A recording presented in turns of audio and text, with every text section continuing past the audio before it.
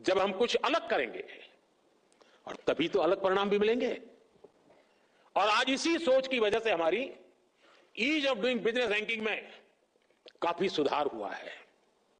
आज दुनिया भारत में निवेश करने के लिए बहुत उत्सुक है और ये हमारा काम है कि हम अवसर जाने न दें।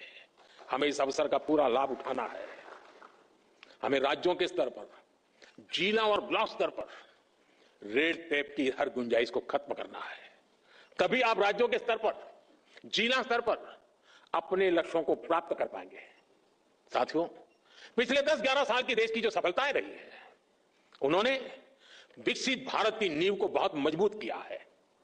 आज देश इस मजबूत नींव पर विकसित भारत की भव्य इमारत का निर्माण शुरू कर रहा है।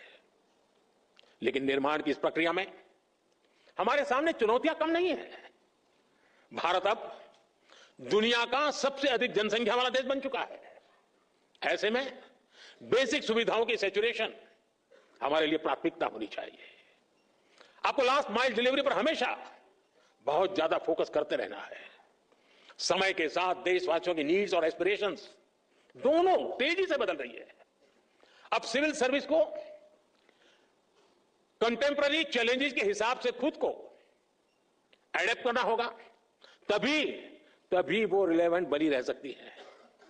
हमें खुद के लिए नई नई कसौटियां भी नित्य बनाते रहना होगा और हर कसौटी को पार करते रहना होगा। और सफलता की सबसे बड़ी कुंजी यही है कि खुद को चुनौती देते रहो। कल किया था वो संतोष के लिए नहीं था, कल जो पाया था वो चुनौती का कारण बनना चाहिए ताकि कल मैं उसे ज्यादा कर पाऊं। मेरे पहले डिस्ट्रिक्ट में फलाने भाई थे, उन्होंने इतना किया, मैंने इतना कर दिया। जी नहीं, अब हमें अपनी कसौटी बनाना है। 2047 के विकसित भारत के लक्ष्य से हम कितना दूर है, हम कहां तक पहुंचे हैं, वो हिसाब किताब का वक्त समाप्त हो चुका है। अब जहां है वहां से जहां जाना है वहां अभी कितनी दूरी बाकी है, उस दूरी को पाटने का मेरा रोड मैप क्या है, मेरी गति क्या है, और मैं औरों से जल्दी 2047 तक कैसे पहुंच करके सारे लक्ष्यों को प्राप्त कर लूं।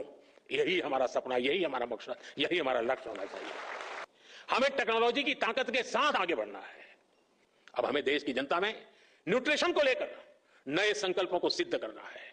हमारा एक ही लक्ष्य होना चाहिए, 100% कवरेज, 100% इंपैक्ट। इसी अप्रोच ने 10 साल में 25 करोड़ लोगों को गरीबी से बाहर निकाला है। यही अप्रोच भारत को गरीबी से पूरी तरह मुक्त करेगा।